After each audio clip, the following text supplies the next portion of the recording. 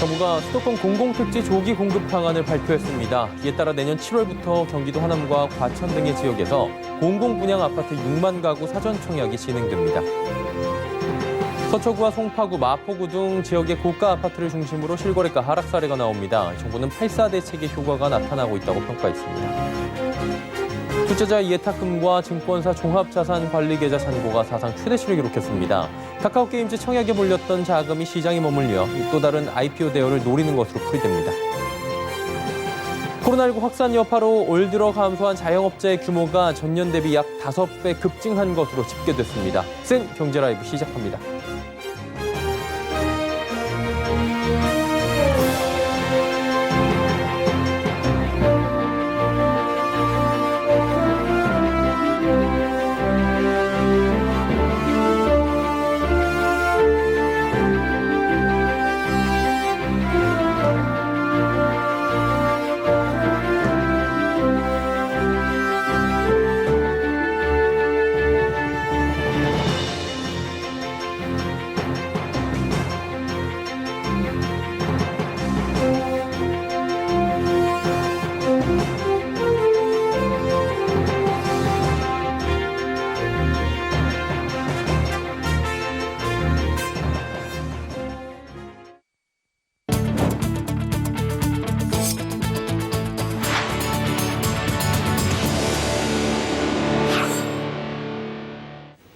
시청자 여러분 안녕하십니까? 센 경제라이브 서정덕입니다.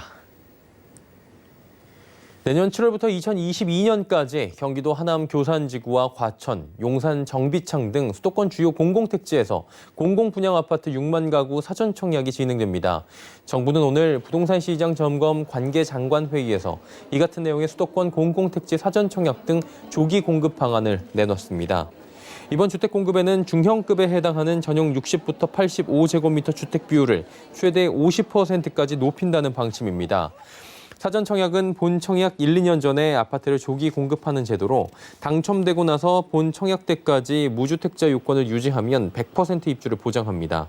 정부가 2022년까지 공급하는 주택은 총 37만 가구로 수도권 127만 가구 계획 중 공공택지를 통한 물량의 44%에 달합니다. 오늘 제6차 부동산 시장 점검 관계장관회의가 열렸습니다. 이 자리에서 홍남기 부총리 겸 기획재정부 장관은 8.4 공급 대책 이후 시장이 안정되고 있다고 평가했는데요. 매수 심리가 관망세로 돌아섰고 곳곳에서 아파트값이 하락하고 있다는 겁니다. 지혜진 기자입니다. 홍남기 부총리 겸 기획재정부 장관은 8.4 공급 대책 이후 시장 쏠림 현상이 완화됐다고 진단했습니다. 과열됐던 서울과 수도권 중심으로 매수 심리가 관망세로 돌아섰다는 분석입니다. 홍 부총리는 서초구 반포자이, 송파구 리센츠, 마포구 마포 레미안 푸르지오 등 고가 아파트 중심으로 실거래가 하락 사례가 발견됐다고 설명했습니다. 실제 서초구 반포자이 전용 84제곱미터는 7월 초 28억 5천만 원에 거래됐으나 8월 들어 24억 4천만 원에 거래됐습니다. 한 달 새 4억 원가량 떨어졌습니다. 송파구 잠실동 리센트 전용 27제곱미터도 7월 초 11억 5천만 원에 거래된 게 8월에는 8억 9천5백만 원으로 2억 5천만 원가량 내렸습니다. 마포 레미안 푸르지오 전용 59제곱미터는 14억 원에서 11억 원으로 3억 원가량 하락했습니다. 다만 8월 중에도 고가에 거래된 사례는 있습니다.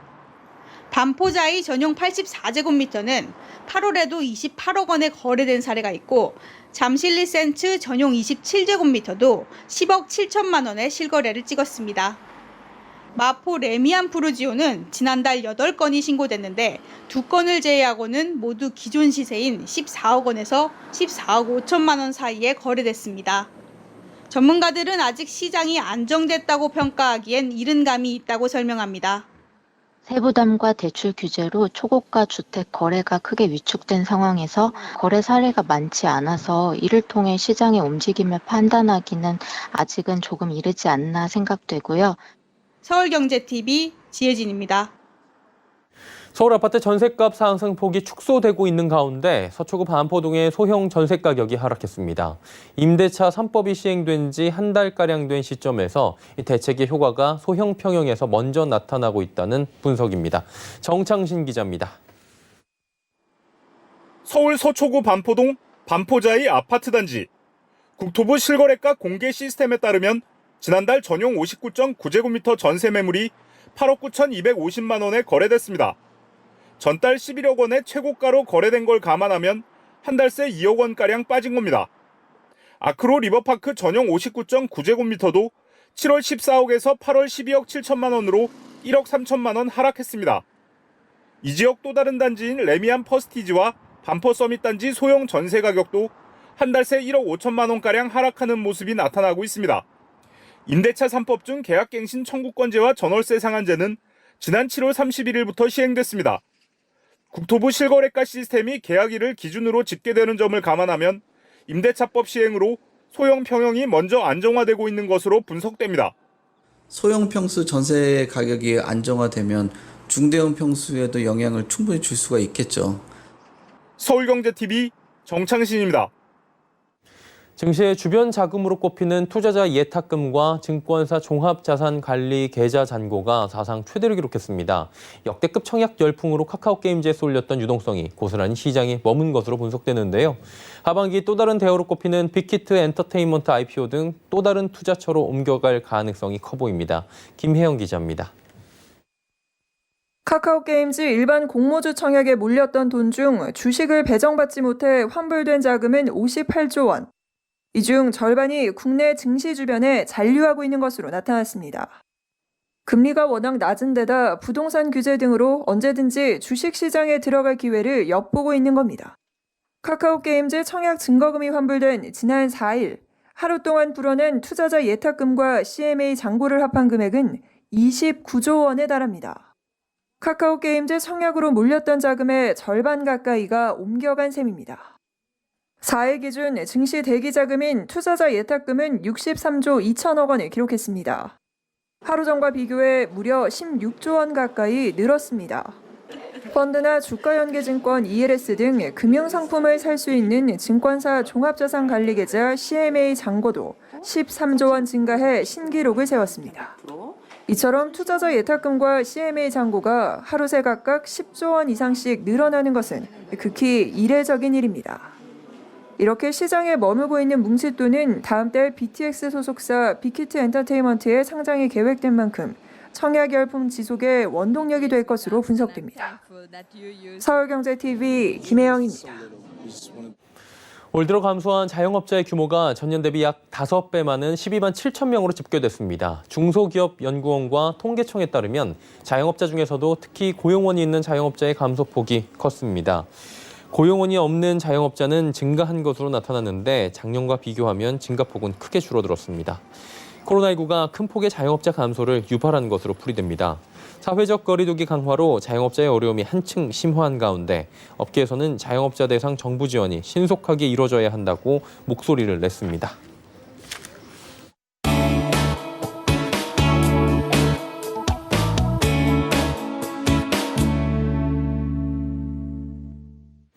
정부의 수도권 주택 공급 본격적으로 시작이 됐습니다. 정부는 오늘 수도권 공공택지에서 2022년도까지 총 37만 가구를 공급한다고 밝혔죠.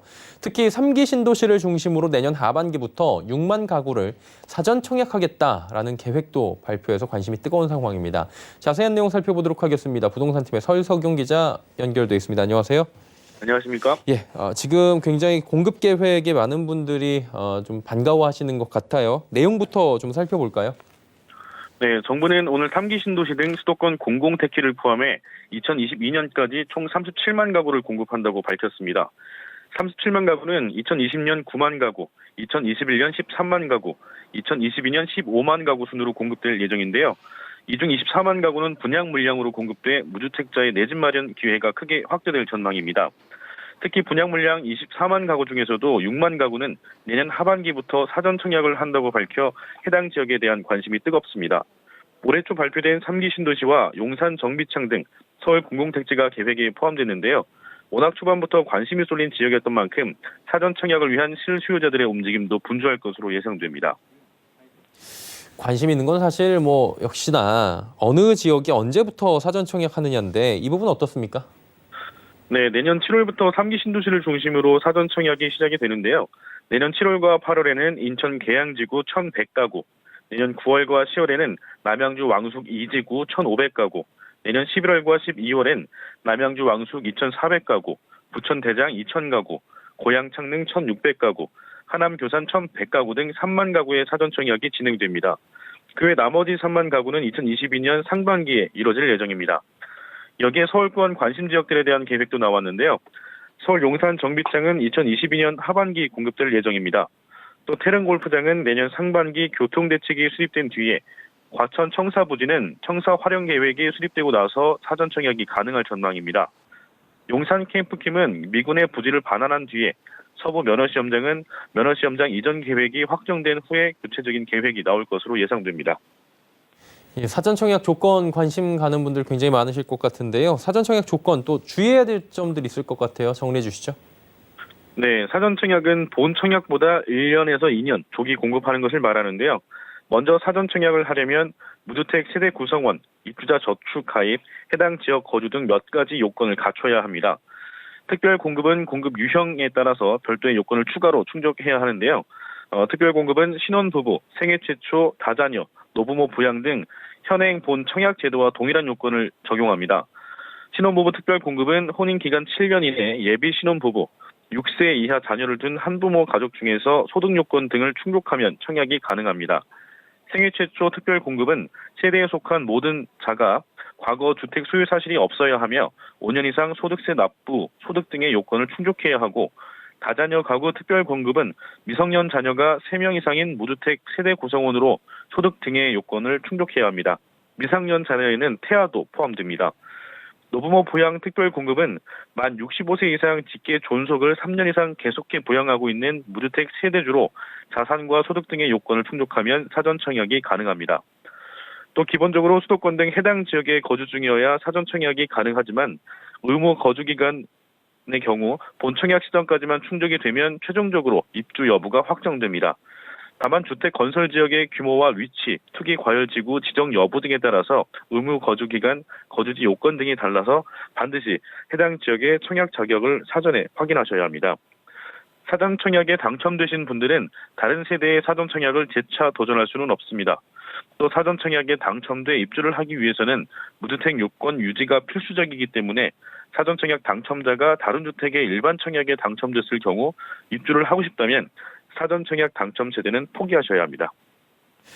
네, 정부의 공급 대책 지금 굉장히 구체화된 것으로 저희는 파악이 되는데요. 시장 분위기 궁금합니다. 안정화에 대한 기대감도 있을 것 같은데 어떻게 보십니까? 네, 공급 계획이 구체화됨에 따라서 시장 분위기도 다소 진정된 모습입니다.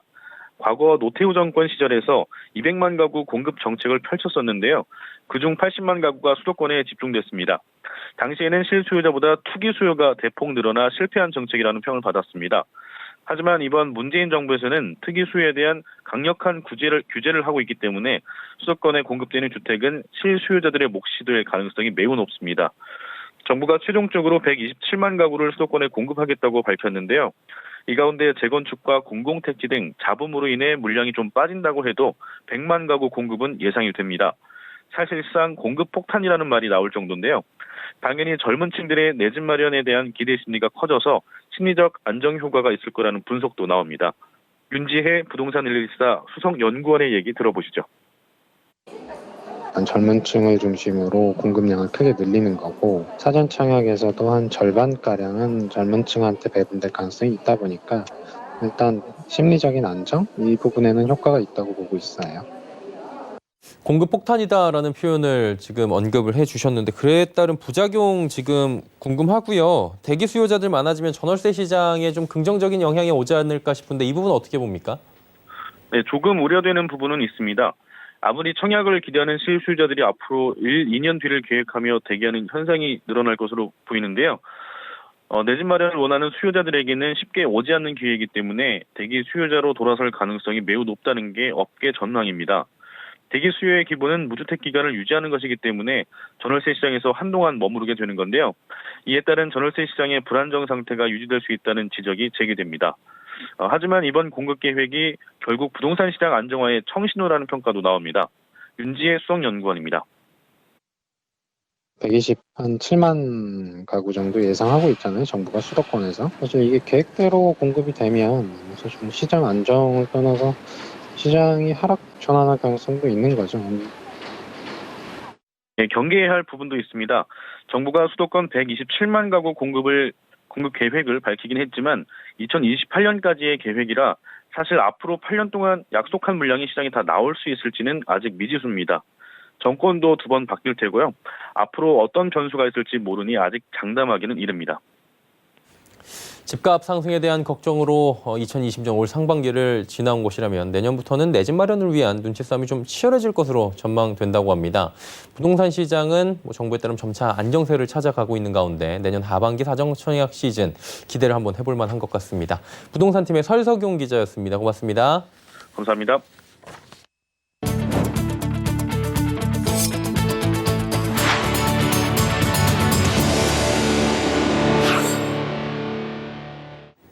현대자동차그룹과 SK그룹이 전기차 배터리 산업 생태계 발전을 위해 손을 잡았습니다. 이번 협력은 정의선 수석부 회장이 추진한 배터리 3사 연쇄 회동의 첫 번째 결실이기도 한데요. 정세미 기자가 전해드립니다. 현대기아차와 SK이노베이션이 오늘 전기차 배터리 전반에 걸친 협력 체계를 검증해 나가겠다고 밝혔습니다. BAS로 명명되는 배터리 생애 주기를 감안한 선순환적 활용을 목표로 판매부터 재활용까지 전반에 걸친 협업이 이루어집니다.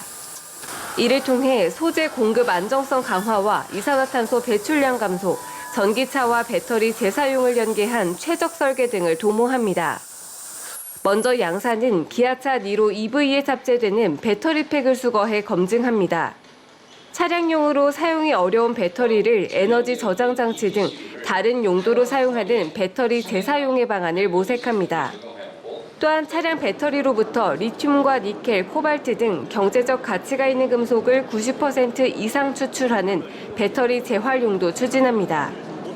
이를 시작으로 내년 출시되는 차세대 전기차 모델까지 확대될 예정입니다.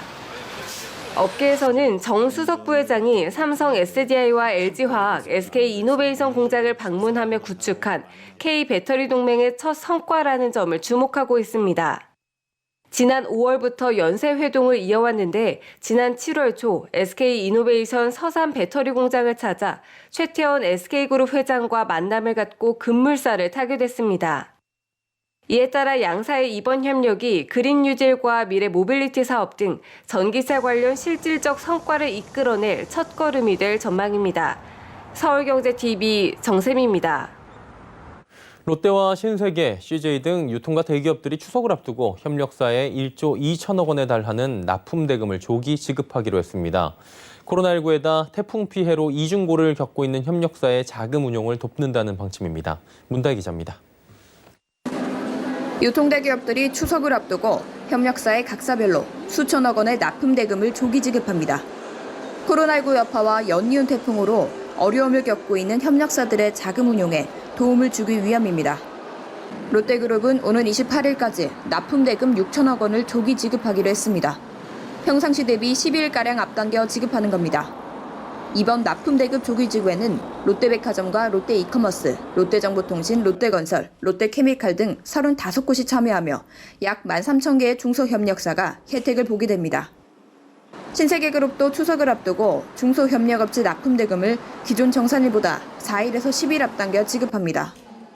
납품 대금의 규모는 총 1,900억 원 가량으로 이달 29일 정산분에 대해 이마트가 300여 곳 협력사에 1,300억 원, 이마트 에브리데이가 150억 원 협력사에 120억 원 규모 대금을 25일에 당겨 지급합니다.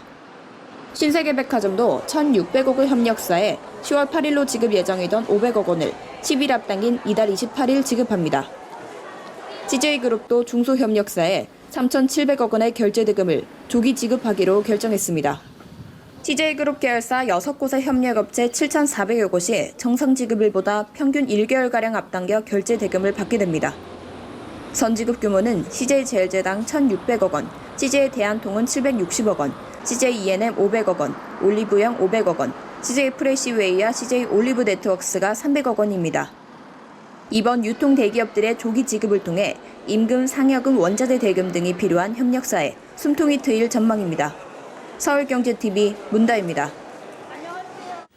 유통업체 매장에서 물건을 살 때 현금 거스름돈을 곧바로 은행 계좌로 받는 서비스가 시작됐습니다. 한국은행은 거스름돈 계좌입금 서비스가 지난 3일 편의점 미니스톱 전국 2,570개점에 처음 도입됐다 밝혔습니다. 소비자는 현재 12개 기관이 발급한 현금 카드로 거스름돈 계좌입금 서비스를 이용할 수 있고 연말까지 기업, 하나, 국민, 산업, 광주은행 현금 카드에도 이 서비스가 적용될 예정입니다. 유통업체 현대백화점, 이마트24도 연내 서비스 시행을 준비하고 있습니다. 부동산 경매 시장 응찰자가 8년 만에 최저치를 기록했습니다. 오늘 법원 경매 전문기업 GG옥션 발표에 따르면 지난달 전국 경매 평균 응찰자는 전월보다 0.4명 줄어든 3명으로 집계됐습니다. 평균 응찰자 3명은 3개월 연속 감소한 수치이자 2012년 7월 3.1명 이후 최소 인원입니다. 8월 경매 진행 건수도 1,114건으로 전월보다 21.1%, 전년 동기 대비 15% 각각 감소했고 낙찰 건수도 전월 대비 22.1%, 전년 동기 대비 15.2%씩 줄어들었습니다. 큰 폭의 부동산 경매 감소는 정부의 부동산 규제, 코로나19가 더해졌기 때문으로 풀이됩니다. 특히 8월 광복절을 전후로 법원 행정처가 휴정 권고를 내리며 예정된 경매 입찰 기일이 연기된 것이 영향을 주었다는 분석입니다. 삼성전자와 SK텔레콤을 비롯한 35개 기업이 중소기업과의 동반성장 노력에 대한 동반성장지수 평가에서 최우수 등급을 받았습니다. 동반성장위원회는 오늘 제63차 회의를 열고 2019년도 동반성장지수 평가 결과를 확정 발표했습니다. 동반성장지수는 대기업과 중소기업 간 동반성장 촉진을 목적으로 대기업의 동반성장 수준을 평가해 개량화한 지표입니다. 공표 대상 200개사의 동반성장 종합평가 평균 점수는 68.2점이고 업종별로는 정보통신업의 점수가 가장 높았습니다. 동반성장위는 내년에 발표되는 2020년도 동반성장 지수에는 대기업의 코로나19 극복 기여 등을 종합평가할 계획이라고 말했습니다. 코로나19로 어려움을 겪고 있는 베이커리 업계가 배달앱 입점을 확대하고 할인 혜택을 늘리는 등 배달 서비스를 강화하며 돌파구 마련에 나섰습니다. CJ푸드빌이 운영하는 뚜레쥬르는 배달의 민족과 6.25에 이어 쿠팡이츠에 입점하며 서비스 채널을 확대했습니다. 여기에 추석 연휴 기간 온라인으로 사전 결제 시 원하는 매장에서 선물을 받아갈 수 있는 서비스도 선보이며 이를 통해 최대 7,000원의 할인 혜택을 제공합니다. SPC그룹이 운영하는 파리바게트는 해피포인트 앱을 통해 12,000원 이상의 방문 포장을 주문하면 5,000원 할인 쿠폰을 제공합니다.